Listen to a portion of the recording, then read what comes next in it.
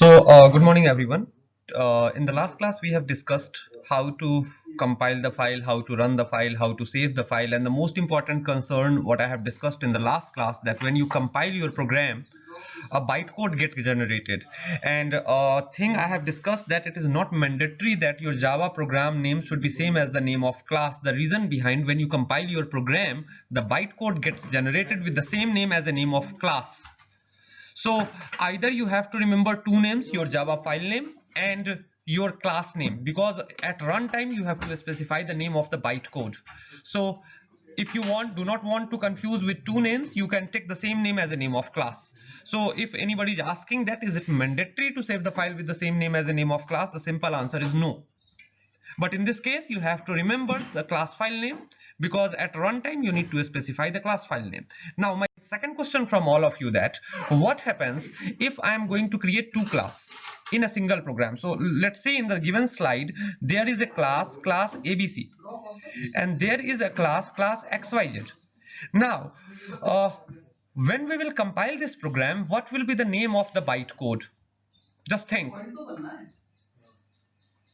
Let's suppose its name is anything first.java or abc.java, whatever you want, you can take it the name. But what will be the name of bytecode? So yes, when you will compile this program, just go to the folder where your source code is stored, and you will see that there are two bytecode gets generated. So yes, in your program, if there are 50 classes, definitely 50 bytecode files will be created. So you will see that in your folder, there will be two additional files will be created. The one is abc.class and the second one is xyz.class.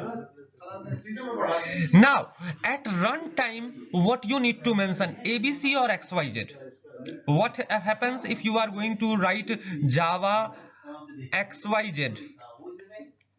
And when you will press enter, you will see an exception will come. And exception will be written like main thread not found. But when you will write Java ABC, you will see the output will come hello world and hello Java as per the given program. Now, when you are writing Java XYZ, why the exception is coming? Because at runtime, main is an entry and exit point of any program, and in XYZ class, there is no main method. But when you are executing your ABC class file, it has a main method. So when you will run, you will see that it is showing hello world as well as hello Java. What is /t? /t is used for tab space. What is /n? You all know that is used for new line. So yes, in a program, if there are 50 classes, definitely there are 50 bytecode files is going to be created.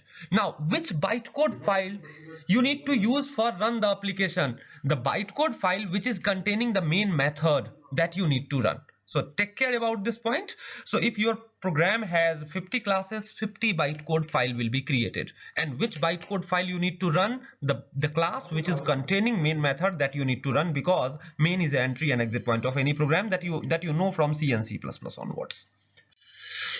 Now, there is another thing.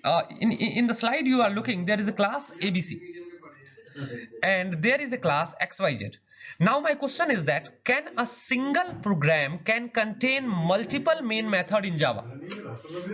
Can a single program, I'm repeating, can a single program can contain multiple main method in Java? So if I am going to compile it, it will give error or not? And you will be surprised, in Java this will not give error. Wow, that is interesting. The reason behind, till now you all know that we can create only one main method, but in Java you can create multiple main methods. Now, what is going to happen here? How it is not going to give the error? Actually, when you will compile the program, there are two files is going to be created. The one is abc.class and another one is xyz.class.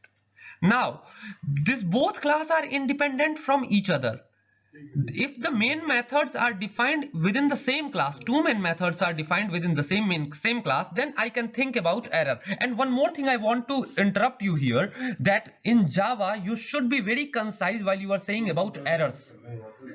So you have to think either it is a compile time error or it is a runtime error. So if you will say in Java, you have to say always that it is a compile time error, and you have to say that this is a runtime error. So in a class, if you are going to create two main method, might be that is an error. I am again telling might be it is an error. But if the class is different, no issue at all. So when you, at runtime you will write Java ABC, it will show you hello world and hello Java. And when you will write Java XYZ, it will show you hello Himanshu, how are you? So that is interesting because both class are independent from each other. You can create different entry and exit point. In a single class, you cannot create two main methods because both class are independent from each other. You can create main method in both the classes.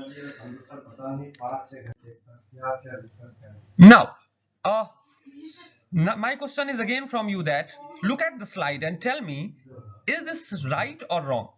That can a class contain two main methods? No. Inside a single class, you cannot create two main methods. Yeah, in different class, you can create main methods. In a single program, you can create different class and every class can hold main method. But if you are creating two main method inside a single class, that is a compile time error inside Java. If the class are different and you are creating main method, there is no problem at all. But in a single class, if you are going to create two main method, that is an error. So that is definitely compile time error. Compile time error. Now, look at the same code here in the class. Again, there are two main methods. Is it an error or not in Java? Again, this is surprising for you. This will execute properly. How? Why? Look, main is not a magic. Main is not a magic. Main is also a function. And in C++, you must have heard about any function can be overloaded. Any function can be overloaded, hence main can also be overloaded. In the previous slide, you have seen public static void main string args.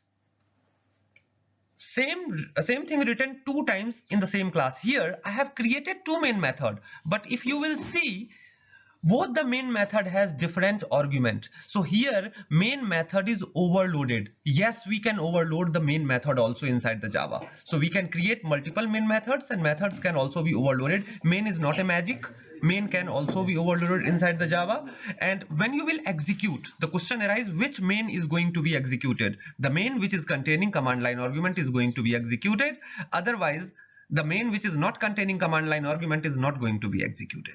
Now the question arises, how if I want to call that main method which is not containing that string args command line argument, how it is going to be called, how it is going to be executed? So that is different. We'll see later that how this method is going to be executed, but don't worry, this will not give error. So take care in mind that main is not a magic, it's also a method, and any method in object oriented programming can be overloaded. So you can create multiple main method inside a class, but take care that their argument should be different. Now, which main will be called at runtime? The main which is receiving the command line argument is going to be called at runtime. Now, data type in Java. So data type, these are the whatever I have discussed that you need to take care while you are creating the file. These all things are you should aware about while you are going to save the file, while you are creating the program for saving, for creating a class. Now let's move something that I want to discuss which is very much related to C++.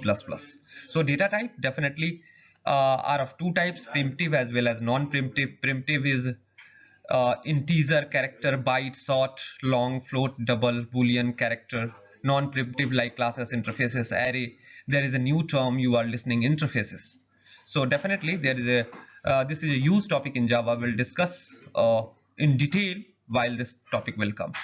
Now overall, if you are discussing about data type can be you have to come outside from the shadow of C and C++. Till now in C++ you have studied about primitive and non-primitive, but broadly if you will think, data type can be of two types, value type as well as reference type. What is the meaning of value type and what is the meaning of reference type? Value type means the data type which is going to, the variable which is going to directly hold the values is known as value type. Means int a, if you are declaring int a, what is going to happen? A is going to allocate some memory and whatever the value you are putting, that is going to be stored on that memory. What about reference type? Reference type means reference type variable are the variables which is going to hold the address of the memory location where actual value is stored. So let's suppose I am storing a string name equals to Pankaj. What is going to be happen? So Pankaj is going to be stored at some memory location and the base address is going to be stored inside the name variable. And for your information, I am just sharing, Java does not support call by reference. So in Java, there is a reference type, and in C++, whatever the object you were thinking, object was not of value type. In Java, object are by default a reference type. Means whatever you are storing inside the object, actually you are not storing inside the object. You are storing at the some memory location which address is available inside the object, because address object is of reference type. One more thing you need to take care, that Java externally doesn't support the concept of pointer.